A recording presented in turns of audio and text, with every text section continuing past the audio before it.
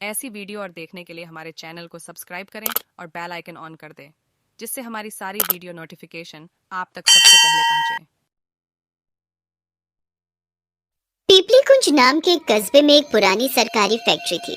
अंतर्गत कारणों की वजह से वो फैक्ट्री अब बंद हो चुकी थी। कई सालों बाद तक जब उस जगह पर कुछ शुरू नहीं हुआ तो आसपास के लोगों ने उसका ताला तोड़ दिया और अपने अपने काम के लिए इस्तेमाल करने लगे। कोई उसमें अपनी साइकिल खड़ी कर देता तो कोई उसका टॉयलेट इस्तेमाल करने पहुंच जाता। और सही भी है, बाहर शौच जाने से अच्छा था कि आते जाते लोग उस टॉयलेट का इस्तेमाल कर लिया करते थे। इसी बहाने बाहर की गंदगी और रोगों से लोग मुक्त रहते। एक दिन एक किसान वहां से गुजर रहा था। वैसे तो वो किसान बहुत ईमानदार था, लेकिन ईमानदार होने के साथ साथ वो बहुत समझदार भी था। अरे भाई, हमें तो बहुत जोर से संडास आया है, क्या करें, कहाँ जाए हल्का होने। तभी उसे सामने से आता हुआ साइकिल पर एक आदमी दिखता है। किसान उसे हाथ देकर रोकने लगता है। अरे भैया, जरा रुक जाओ तो। ओ भैया, रुको, अरे रुको ना। किसान को बुलाता देख वो आदमी अपनी साइकिल रोकता है और उतरकर पूछता है, अरे क्या है गो भैया, काहे भरी धूप में तिलमिला रहे हैं खड़े खड़े हैं? अरे भैया, क्या बताएं, अंदर का मामला गड़बड़ाया हुआ है। यहाँ कुछ दिखाई भी नहीं दे रहा, जहाँ हम संडास जा सके, और हम बाहर जाना नहीं चाहते। अरे भैया, ऐसे में कौनो ये सब देखता है का? जहाँ मौका लगे हो आओ, वरना धोती पीली कर ली हो अपनी।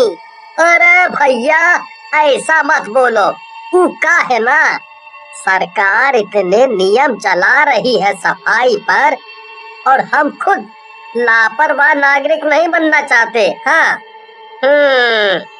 लो भैया, मिल गया उपाय। फैक्ट्री देख रहे हो, वहाँ जरूर कौनो टॉयलेट बना होगा, फिर आओ अंदर ही, कौनो नहीं देखने को है यहाँ। हाँ, बता के वो आदमी अपनी साइकिल पर आगे निकल जाता है। ये फैक्ट्री तो बहुत पुरानी मालूम पड़ती है, पर कोई नहीं, हमें तो बस हल्का होने जाना है। अब क्या कर सकते हैं, बीच रास्ते में समस्या पड़ गई तो। ऐसे ही खुद से बात करते हुए वो फैक्ट्री की तरफ बढ़ने लगता है और अंदर जाकर टॉयलेट ढूंढने लगता है। अब सोच नोटिस दे के तो आती नहीं, आ गई तो आ गई अब, और वैसे भी किसी को पता भी नहीं चलेगा।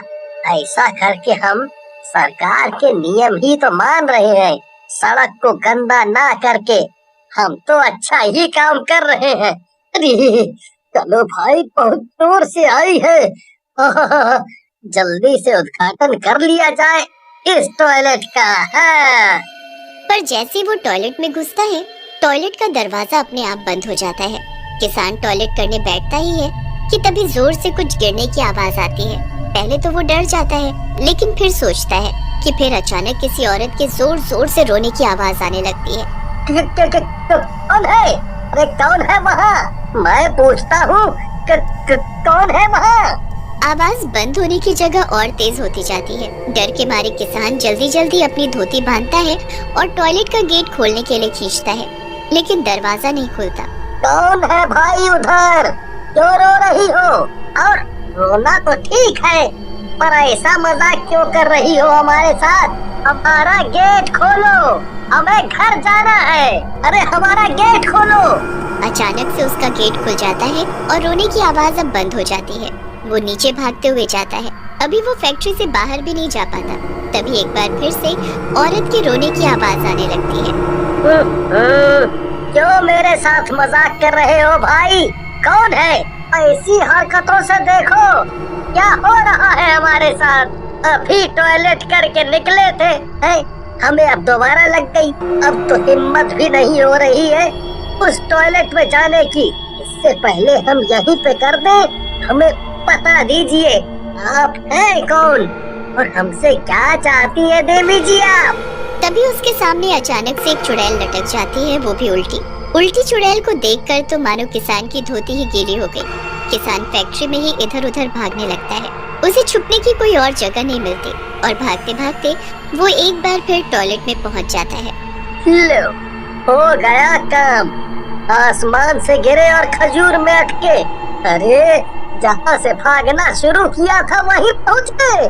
अब तो वैसे भी मौत आने वाली है हमारी, लेकिन हम मरने से पहले आपसे पूछना चाहते हैं कि आप कौन हो और हमारी क्या गलती थी जो आप हमें मारना चाहती हो। तभी एक भयानक रूप में चुड़ैल किसान के सामने प्रकट होती है और रोने लगती है। क्या हुआ आपको? अपना ही चेहरा देखकर डर गई क्या? ये बोलने के साथ साथ किसान बाहर निकलने का रास्ता भी ढूंढने लगता है।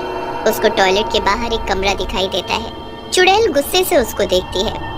माफ कीजिएगा, वो आपने हमको बताया नहीं कि आप रो क्यों रही है, तो हम खुद ही अंदाजा लगा लिए। मैं अपना चेहरा देखकर भला रोऊंगी क्यों? मैं तो बेहद खूबसूरत हूँ। मजाक अच्छा कर लेती हैं आप, हमारी तो हंसी ही नहीं रुक रही। चुप हो जा वरना मैं तेरी हंसी क्या तेरा जीवन ही रोक दूंगी। किसान धीरे धीरे कमरे के बाहर निकलने लगता है। जब तक चुड़ैल दूसरी तरफ देख रही होती है, वो जैसे तैसे दूसरे कमरे में पहुंच जाता है, लेकिन चुड़ैल उसके पीछे जाती है और बोलती है, नहीं, पहले मैं तुझे फ्लश करूंगी, फिर तेरी आत्मा को बताऊंगी। तुझे भागने की बहुत जल्दी है ना? नहीं जी, हम पर ऐसा जुल्म क्यों करना चाहती हैं?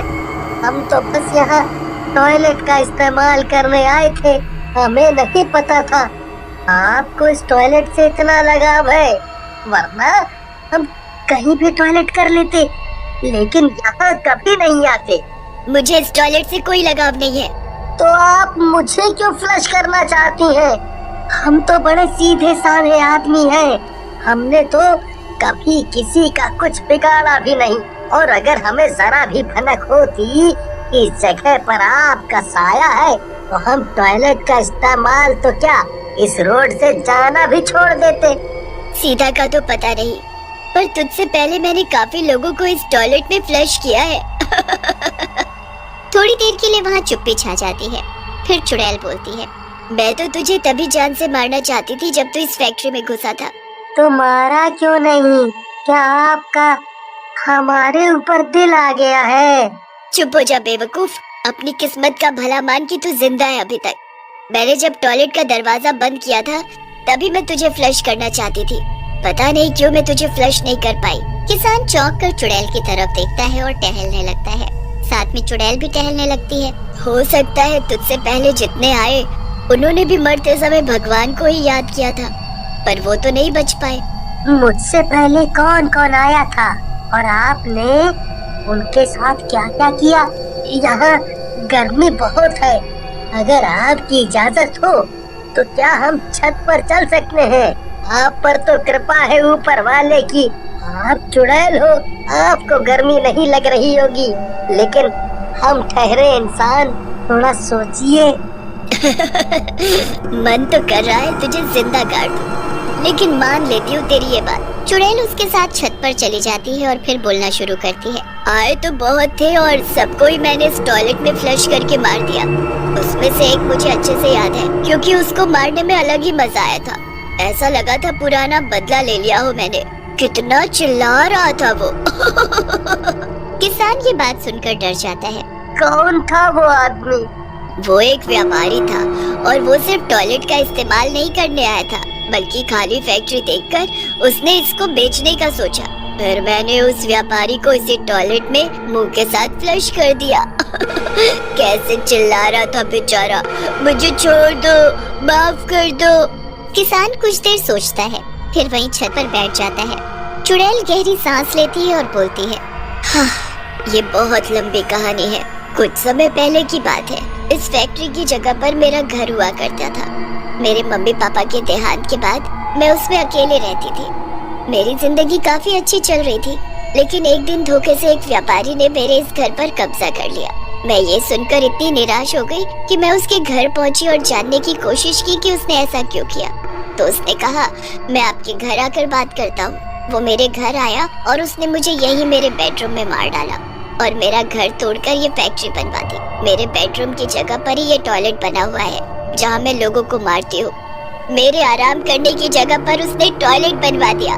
तब से मैंने ये फैसला कर लिया कि जिस तरीके से मेरे को यहाँ पर घुट-घुट कर मरना पड़ा है, उस तरीके से मैं इस टॉयलेट में आने वाले हर शख्स को दौड़ा दौड़ा के मार दूंगी। इतना बोलकर चुड़ैल किसान को उठाती है और फैक्ट्री के बाहर फेंक देती है।